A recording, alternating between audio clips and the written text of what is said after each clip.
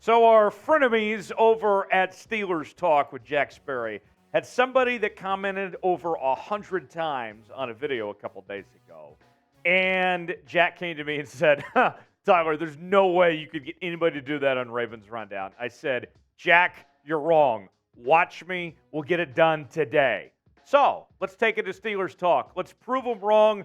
Who is going to get over 100 comments on today's video? If you do it, I'll give you a shout out. Simple as that. Let's get started with Ravens Rundown today.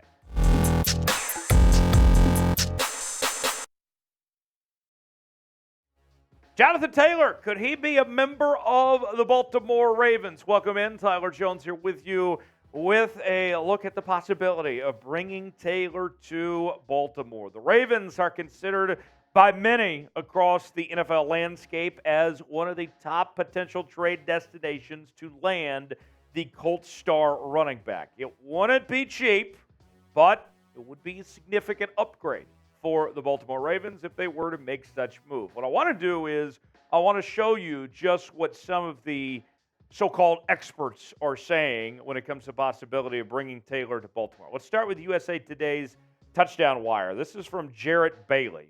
And Bailey writes, this makes too much sense. And I think the Ravens know that. Yes, they just gave Lamar Jackson and Roquan Smith big contracts, as well as Odell Beckham Jr. However, Taylor would give this offense a new dimension in the run game. J.K. Dobbins and Gus Edwards are fine, but nowhere near the level of former rushing yards leader. The run game in Baltimore is already great, but it would become that much better if Taylor was added to the mix. Yahoo Sports also weighed in, Frank Schwab writing this. The Ravens have J.K. Dobbins, but he's unhappy too, and he's never been a top 10 back. What would the Ravens offense look like with a great running back next to Jackson in the backfield that could push Baltimore to the next level? So as you can see, the consensus, and these are just two demonstrations. There's a lot more out there, but the consensus is, when it comes to Jonathan Taylor and the Baltimore Ravens, that the Ravens right now don't have an elite running back. Simply put, J.K. Dobbins is good, has problems staying healthy, but he's yet to have an 1,000-yard season at this point.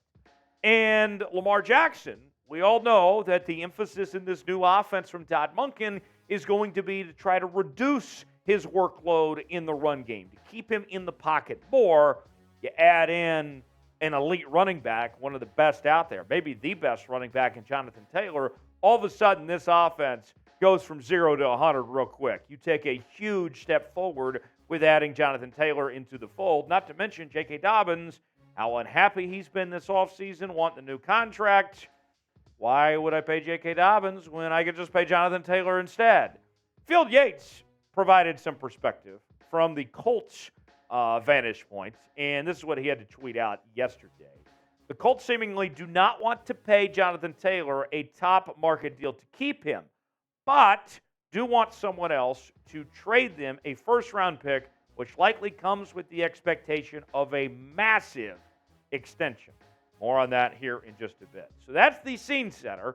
What do you guys think? We'll dive into some statistics and show you how Jonathan Taylor would fit in and what it would take to pull it off here in just a moment. But first, weigh in. What do you think? Should the Ravens trade for Jonathan Taylor or not? HY for hell yes, HN for hell no. Let me know what you think. Do you want the Ravens to make this move or not? Weigh in. Tell us what you think. HY for hell yes, HN for hell no. Folks, if the Ravens make a signing, you know what we're going to do here on the channel? We're going to make a video. If they pull off this trade to bring in Jonathan Taylor, what are we going to do? We're going to make a video here. We cover the Baltimore Ravens each and every day with the latest happenings on your favorite team. We're going to be live again for another watch party this weekend with your Baltimore Ravens square off with the Tampa Bay Buccaneers. This is the channel for you. Stay alert, stay informed with what's going on with your Baltimore Ravens. This is the place to do it right here on Ravens Rundown. Subscribe now for free. Hit the sub button, turn on notifications, and stay up to date here on Ravens Rundown.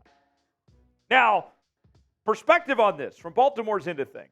Let's go ahead and just get this out of the way to begin with. The Ravens are not giving up a first-round pick for Jonathan Taylor. Now, there might be other teams that might be willing to give up a first-round pick, but in the Ravens' case, that's not happening.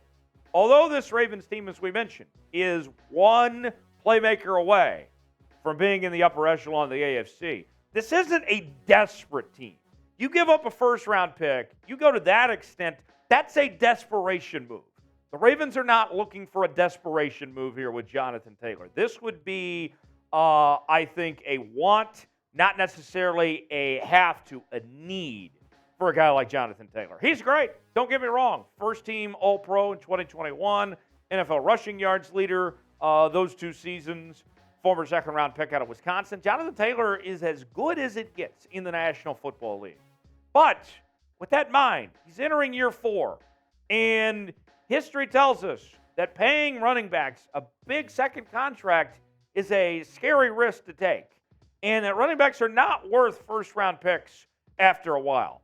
Now, as far as the money goes, let's break this down for you, where the cap stands right now for the Ravens. They currently are paying $6.67 million. That's what's left in cap space. Not a whole lot, but still some money there. So how does Jonathan Taylor fit into the equation? If the Ravens have $6.67 million in cap space, which, remember, a lot of money there, of course, going to Lamar and Roquan Smith, and you go to next year and they got to pay more guys too. Jonathan Taylor's base salary for this year is $4.3. So for this year, the money works out. They could pull this off. But they would be stretched thin going down the line of trying to pay Jonathan Taylor a long-term deal on top of all the other guys that they're paying. What Jonathan Taylor brings to the table, statistically, it is as good as any running back we've seen in the league. Last year, played in 11 games, had 861 yards, nearly 1,000 yards despite missing part of the season with 4.5 yards per carry, 4 touchdowns. 2021, that career season he had with over 1,800 yards, 5.5 yards per carry, 18 touchdowns.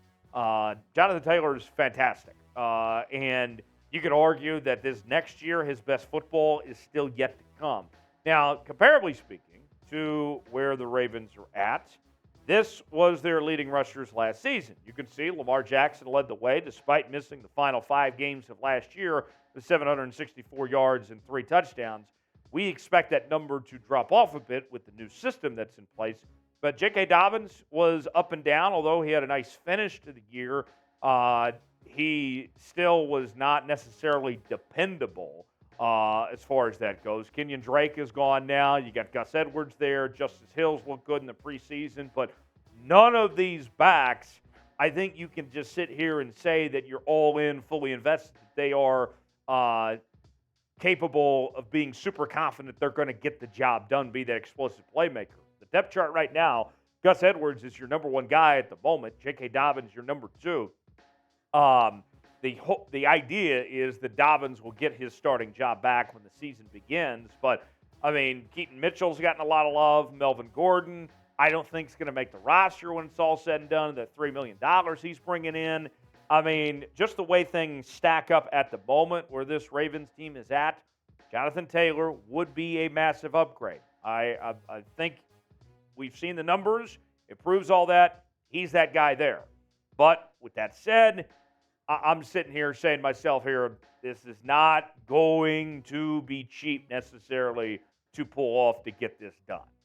Now, if I'm Eric DeCosta, the Ravens GM, this is what I'd be willing to do. First rounder, that's a non-negotiable. Not doing that. First round picks mean too much. I mean, look at Zay Flowers, right? Zay Flowers is set to have an incredible season and going to be good for years to come. And on top of that, they're getting the rookie contract. Not giving up a first round pick. A second round pick, that's a bridge I could cross. I could give up a second round pick and get Jonathan Taylor. Simple trade idea. Come to the Indianapolis Colts and say, all right, we'll take Jonathan Taylor. We'll give you a second-round pick. Take it or leave it. Simple as that. I'll give you a second-round pick. We'll extend him. We'll take care of the contract and all that. Maybe even give him J.K. Dobbins, throwing away there as well and move on from J.K. But to me, I think that's very reasonable. We'll see if the Ravens pull it off or not. What do you think the chances are the Ravens trade for Jonathan Taylor? Scale it for me 1 through 10 in the comment section. Put a number on it and let me know what you think that is. Appreciate you joining us here on Ravens Rundown. Subscribe to the channel for more Ravens news. Stay alert what's happening with your favorite team, and make sure to join us later on this week for our watch party Stay tuned. We got you covered. We'll see you next time here on Ravens Run.